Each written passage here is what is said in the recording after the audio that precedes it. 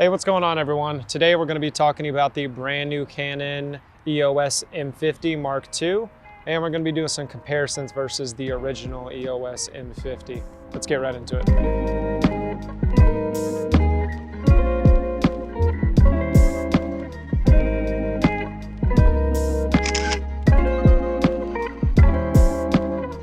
All right, so right off the bat, we're going to talk about some of the similarities. The EOS M50 and the Mark II version, they're going to have the same 24 megapixel sensor, and they're going to use the same Digic 8 processor.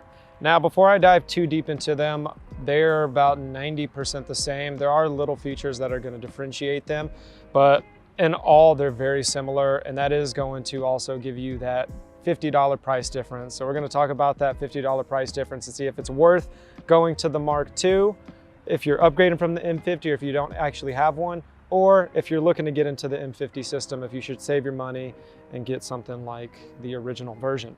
So some of the features that we have on the Mark II that's going to differentiate it is we are going to get eye detection autofocus. Now this is going to be in photo and in video. That is not a feature we had on the original version. Another version that I don't see too many people talking about, but is a feature that I loved in other cameras, especially something like the Lumix S5, is we do have support for vertical video. So when I'm out shooting and I know I'm gonna put something up on Instagram right away, well, it's nice to sometimes frame it horizontally and then crop it afterwards. But I tell you, it's nice to see how my frame's gonna look right when I'm shooting it. Another feature that the Mark II has is, it's a pretty unique feature, but the EOS M50 Mark II, they're saying is going to have the ability to stream wirelessly to YouTube. Now, I do believe there are some requirements to live stream via YouTube. I think you have to have a certain amount of subscribers, but that is going to be a feature. Another great feature for content creators that is updated on the M50 Mark II is we do have clean HDMI. Now that is something that was lacking on the original M50. If you did plug this into a capture card, you were gonna see all your readouts, all your settings, the menus when you dive into it. Now you could get around this if you're using the EOS utility, the webcam utility, but it's nice that we have both options on this one, and I do believe you do get higher quality video when streaming when going through HDMI. And that is gonna be in the settings. You're just gonna have to look for it and make sure to turn that on. One thing that really disappointed me with the original M50 was we were getting the dual pixel autofocus and the small camera body, which is really nice, but when we were shooting in 4K video, we did lose that, and we also were getting a 1.5 crop. You might have thought that that feature would hopefully change and maybe no crop, and we'd still get the dual pixel autofocus when shooting in 4K on the M50 Mark II, but the video specs are exactly the same. So 24 frames up to 4K, and then 1080 up to 120 frames per second. So I don't think these are great 4K video cameras. I think majority of the time that you're shooting with this, if you want the most reliability in terms of autofocus when you're vlogging or even when you're live streaming, go ahead and put it into 1080p and you're gonna be much happier with the end result. Another feature added on the EOS M50 Mark II is the ability to live stream wirelessly to YouTube. Now there are some caveats to that. You do have to have a minimum of 1,000 subscribers already on YouTube. So a lot of content creators, if they're looking to step their game up and get a nicer camera, well, some of them might have 1,000 subscribers, but I do know on my personal channel, I think I have less than 15. So it's not easy for everyone, and everyone's definitely not gonna have it. So just one thing to keep in mind, if you're looking at that feature and you're loving it, there are some caveats to it.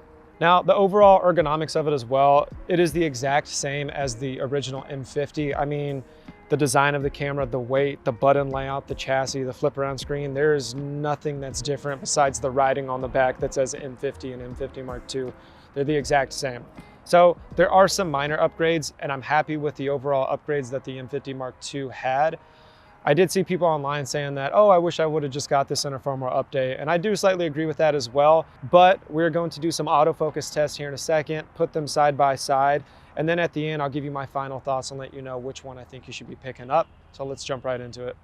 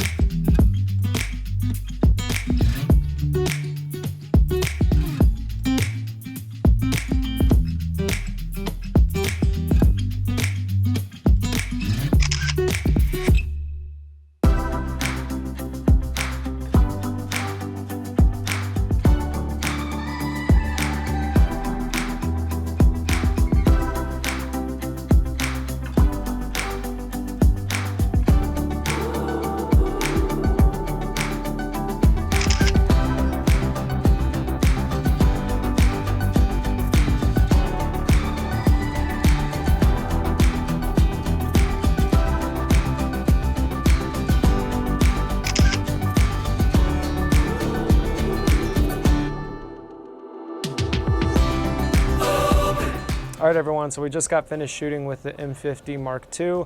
So now it's time for, you guessed it, some final thoughts. So what did I think overall about the M50 Mark II? Like I mentioned earlier, it's definitely some nice upgrades to see that they added into this version of the camera. But I think that this probably should have been our first original M50. And I'm not trying to knock this one, but comparatively to other stuff that's been upgraded that came out this past year, I just don't think it's all quite there. Now, I love the vertical video shooting.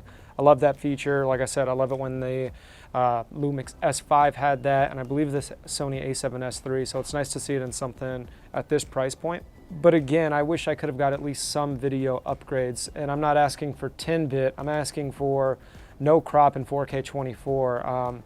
Maybe even 4K 60 with a heavy crop. I mean, I know a lot of cameras are doing even 4K 60 with a heavy crop, and this one just doesn't even have that capability, which is just kind of a downside in my personal opinion. Now, if you looked at the videos, you did see a difference as well when we were testing. Having that dual pixel autofocus for video definitely does help out. Now, eye tracking on this, I thought it was really solid. I did have a little bit of difficulty when I was taking photos and she was really backlit, but that's understandable in a camera like this. Like I said earlier, when you're shooting in 1080, I think that's the way to shoot with this camera. 4K, I don't see very many applications for shooting in 4K with this, unfortunately. So that's gonna bring me to the point in this video where I'm gonna hopefully guide you into buying either the Mark II or the Mark I. So who do I really see this camera fit for? Well, I know a lot of shooters who are very picky about buying used cameras, and if that's the case and you have the money, then I'd say go something like this. Or if you are a content creator especially and you need those small features that this adds, especially live streaming capabilities, clean HDMI, the eye autofocus, the touch capabilities, then I would definitely say the Mark II is the version for you, especially since it's only a $50 difference. Now, if you're looking to get into photography, looking to get into content creation, and let's say you're trying to ball on a budget, then I'd say pick up the original M50 or even get a refurbished or a used M50, which I'm starting to see a ton of at Precision Camera and Video. We're starting to get a bunch of those used M50s. But other than that, let me know down in the comments, are you happy with the upgrades? If there's something that you just really wish Canon would have put into the newer version, or if you're just kind of let down. But other than that, remember, always like, share, subscribe, and we'll see you on our next video.